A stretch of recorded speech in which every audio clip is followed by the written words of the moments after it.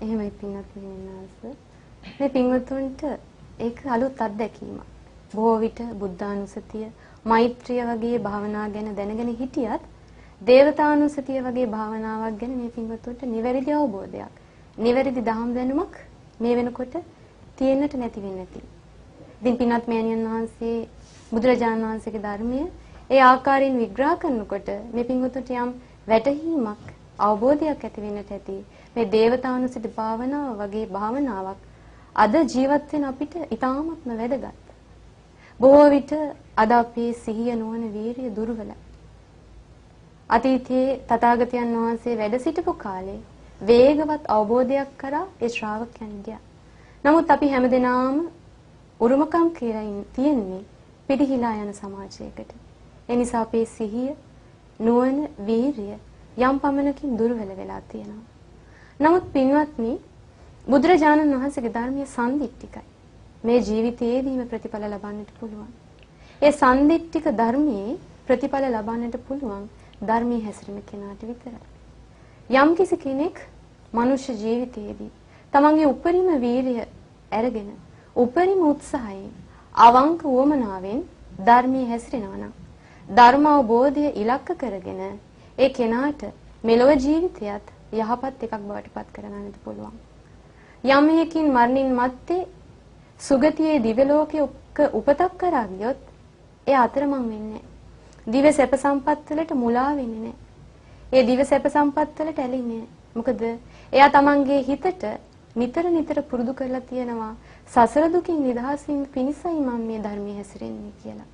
පින්වත් මෑණියන් වහන්සේ ඒ ආකාරයෙන් මනුෂ්‍ය ලෝකයේ සීක බල ධර්මයන් දියුණු කරගෙන ධර්මයේ ශ්‍රවණය කරපු ධර්මයේ හැසිරුණු ශ්‍රාවකයාට මරණින් මත්තේ දිව්‍ය ලෝකයක උපතක් කරා ගියාට පස්සේ ඒ ශ්‍රාවකයාට කොයි වගේ රැකවරණයක්ද ලැබෙන්නේ?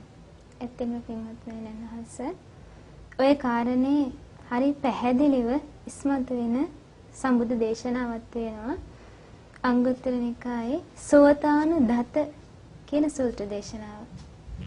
එතනදී භාග්‍යවතුන් වහන්සේ දේශනා කරනවා සෝතානුදතානම් භික්ඛවේ ධම්මානම් පින්වත් මහණෙනි මේ මනාකොට ශ්‍රවණය කරලා දරාගත් ධර්මය වචතා පරිචිතාන වචනෙන් පුරුදු කරන ධර්මය මනසානුපෙක්ඛිතාන නුවණින් විමසන ධර්මය දිට්ඨිය සුප්පටි විද්දාන එයා දෘෂ්ටිය පිරිසිදු කර ගන්නවා නම් චත්තාරෝ ආනිසංස පාටිකංක ආනිසංස හතරක් එයා බලාපොරොත්තු වෙනවා කියන කුමන ධර්මයේද හොඳට අහලා හොඳට දරාගෙන වචනින් පුරුදු කරලා නුවණින් විමසලා දෘෂ්ටිය පිරිසිදු කර ගැනීම පිණිස එයා දරාගත් ධර්මය.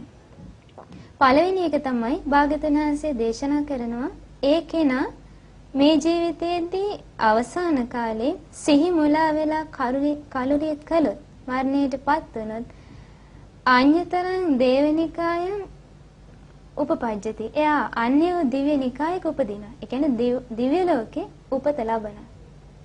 එයා ඒ දිව්‍ය සැප සම්පත් බොහොම සතුටසිතින් අනුභව කරනවා.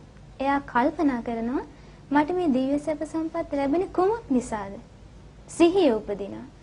ඉපදුණු ගමන් මෙයා දැනගන්නවා මම බුදුරජාණන් වහන්සේගේ ධර්මයේ ඇහුවා, දරාගත්තා.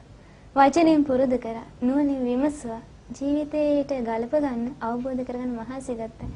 ඒ රැස්සු පිනිනුයි මම මෙතෙන්ට ආවේ. අන්න එයා මනුස්ස ලෝකේ යම් තැනකද ධර්ම අවබෝධය පිණිස වෙහෙසීම නතර වුණේ එතන ඉඳලා එයා පටන් ගන්නවා එයාගේ ජීවිතේ විශේෂගාමී වෙනවා කියනවා. එයාට එතනින් එහාට දියුණු මාර්ගඵල අවබෝධය කරා යන්න පරිසරය සැකසෙනවා. තව කෙනෙක්ට එහෙම එකපාර සිහි වෙන්නේ නැහැ. නමුත් ඒදි වශී ප්‍රාප්ත වුණු රහතන් වහන්සේ නම ඒ දිව්‍ය ලෝකෙට වැඩම කරලා ධර්මයේ දේශනා කරනවා. දැන් අපිට මේ සාකච්ඡාවේදී පැහැදිලි වුණා මහරහතන් වහන්සේලා, ඉරිදිමත් රහතන් වහන්සේලා දෙව්ලොව වඩිනවා. භාග්‍යවතුන් වහන්සේ දෙව්ලොව වඩිනවා. ධර්මයේ දේශනා කරනවා.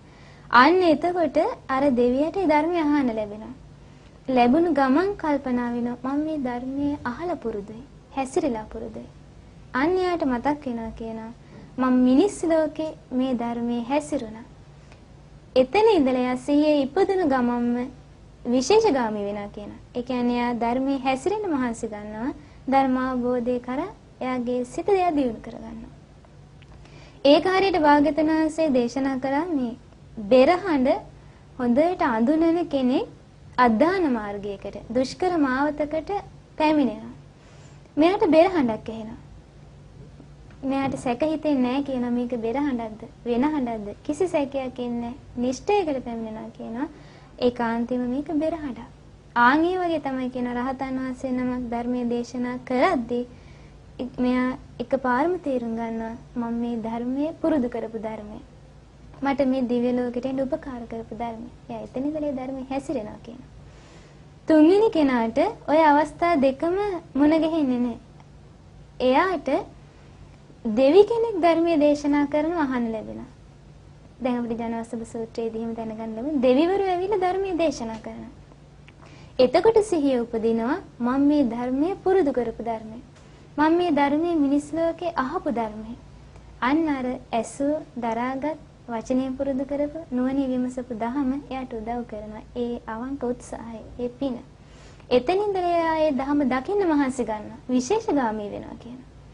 ඒක හරියට මේ සංකනාදේ හොඳට පුරුදු දන්න කෙනෙක් අර වගේම දුෂ්කර මාවතකට ගමනක් පිණිස නික්මෙනවා. එයාට එනවා සක් නද. කිසිම සැකයක් ඇති වෙන්නේ නැහැ කියනවා මේක සක් නදක්ද වෙන හඬක්ද බයක් ඇති ගැනීමක් ඇති වෙන්නේ නැහැ කියනවා. ඒ වගේ තමයි අර දෙවියට දෙවි කෙනෙක් ධර්මයේ දේශනා කරද්දී එයාට සිහිපත් වෙනවා මම මේ ධර්මයේ හැසිරුණු ධර්මයේ අහපු ධර්මයේ කලින් ජීවිතේ පුරුදු කරපු ධර්මයේ කියලා. ඔය අවස්ථා තුනම කෙනෙක්ට මගේ හැරෙනවා. නමුත් එයාට Taman එකට ධර්මයේ හැසිරුණු කෙනෙක් එයාත් එක්ක කතා බස් කරනවා. අහනවා ඔයාට මතකද? නිදුකානනේ අපි මිනිස් ලෝකේ ඉන්නකොට මේ මෙහිම ධර්මයක් පුරුදු කරා. අන්න එතකොට සිහිය උපදිනවා මට මතකයි මට සිහි වෙනවා. අපි ඒකට ධර්මයේ හැසිරුණා තමයි කියලා. අන්න ඒ සිහිය ඉපදුණු ගමන් එයා එතන ඉඳලා ඒ තමන් පුරුදු කරපු ධර්මයේ පුහුණු වෙන්න මහන්සි ගන්නවා. ඒක හරියට පැරණි යාළුවෝ දෙන්නෙක් මුණ ගැහුනහම අතීත තොරතුරු කතාබස් කරගෙන මතක් කරගන්නවා වගේ කියනවා. ඉතින් පින්වත් මෑණියන් වහන්සේ මේ කාරණේදී අපිට හරිය පැහැදිලි දෙවිලෝ උපදුනාට පස්සේ එයා ශ්‍රද්ධාවේ යුක්තන ධර්මය අහලා දරාගෙන තියෙනවා නම් බුදු සසුනක දහම දකින්න අවංක උත්සාහයක් අරන් තියෙනවා නම් එයාට ඒ සුගතිය ගියාම සුගති සැපයට වසඟ වෙන්නේ නැහැ. එයා ඒ සැපයත් විඳිනවා. අර පිනෙන් ඉපදුණු සැපය විඳිනවා. ඒ විඳින ගමන් සුවසේ දහමත් අවබෝධ කරනවා. එහෙමයි පින්වත් මෙන්නවස්ස. පින්තුනි බුදුරජාණන් වහන්සේ නිරන්තරයෙන්ම අපි මුලිනුත් සඳහන් කළා වගේ තමන්ගේ ශ්‍රාවකයන්ගෙන් බලාපොරොත්තු වුණේ මූලික ඉලක්කය සපුරා ගැනීම චතුරාර්ය සත්‍ය අවබෝධය. ඒ නිසාම බුදුරජාණන් වහන්සේ දේශනා කරනවා මගේ ගිහි උපාසිකාවන් හරියට වේලුකණ්ඨකී නන්ද මාතාව වගේ වෙන්න. එහෙමත් නැත්නම් කුජුත්තරා වගේ වෙන්න. පින්වත්නි වේලුකණ්ඨකී නන්ද මාතාව කියලා කියන්නේ කුජුත්තරා කියලා කියන්නේ ගිහි ජීවිතයක් ගත කරමින් තමන්ගේ ආධ්‍යාත්මය අනාගාමී ඵලය දක්වාම දියුණු කරගත්ත උතුම් පිරිසක්. ඒ වගේම බුදුරජාණන් වහන්සේ දේශනා කරනවා මගේ ගිහි උපාසකයින් මෙන්න මේ වගේ වෙන්න. චිත්ත ගෘහපති බවට පත් වෙන්න. එහෙමත් නැත්නම් හත්තාලවක උග්ග බවට පත් වෙන්න. චිත්ත ගෘහපති කියලා කියන්නේ පින්වත්නි හත්තාලවක උග්ග කියලා කියන්නේ ඔබ වගේම ගිහි ජීවිතයක් ගත කරමින් ගිහිබර උසුලමින් ධර්මයේ හැසිරීලා තමන්ගේ සිත ආධ්‍යාත්මය අනාගාමී තත්ත්වයට දක්වා නැවත මේ මනුෂ්‍ය ලෝකයට නොයන තැන දක්වාම සිත දියුණු කරගත්ත පින්වත් පිරිසක්. ඒ නිසා අද දවස පුරාවට මේ පුරා හෝරාව පුරාවට මේ පින්වතුන් මේ ශ්‍රවණය කරපු ධර්මය මේ පින්වතුන්ට ගොඩාක් උපකාර වෙනවා. හැබැයි මේ පින්වතුන් ඒ ධර්මයේ පණිවිඩය නියමාකාරයෙන් ලබා ගන්නට බුද්ධිමත් වෙන්නට ඕනේ. බුදුරජාණන් වහන්සේගේ ධර්මයේ මූලික ඉලක්කය චතුරාර්ය සත්‍ය අවබෝධය. ධර්මයේ හැසිරුණු කෙනාට චතුරාර්ය සත්‍ය අවබෝධය මේ ජීවිතයේදී ලබා ගන්නට නොහැකිනොත් ඒකාන්තයෙන්ම එයා සසරේ අතරමං වෙන්නේ. එයාගේ මේ ජීවිතයත් සූපත් වෙනවා. ඒ වගේම පරලොව ජීවිතයත් සූපත් වෙනවා. මේ ජීවිතයත් රැකවරණයක් තියෙනවා. පරලොව ජීවිතයේදීත් එයාට රැකවරණයක් තියෙනවා. ඉතින් අද දවසේ අපගේ ධර්ම සාකච්ඡාවෙන් අපි උත්සාහ ගත්තේ බුදුරජාණන් වහන්සේගේ ධර්මය තුළින් ලෞකික සම්මාදිට්ඨියට පැමිණෙන්නට මේ ඕපපාතික උපතක් තියෙනවා. මෙලොවක් පරලොවක් තියෙනවා. දිව්‍ය ලෝක කියලා දෙයක් තියෙනවා කියලා කාරණේ ඔබට ලබලා දීලා ඔබව මිත්‍යා දෘෂ්ටියෙන් මුදවාගෙන සම්මා දෘෂ්ටිය තුළ පිහිටවන්නට. මොකද පින්වතුනි බුදුරජාණන් වහන්සේ දේශනා කරනවා මිත්‍යා දෘෂ්ටිකයාට ගති දෙකයි තියෙන්නේ. ඒ තමයි එක්කෝ ඒ මිත්‍යා දෘෂ්ටික කෙනා නිරේ උපදිනවා. එහෙමත් නැත්නම් තිරිසන් ලෝකේ උපදිනවා.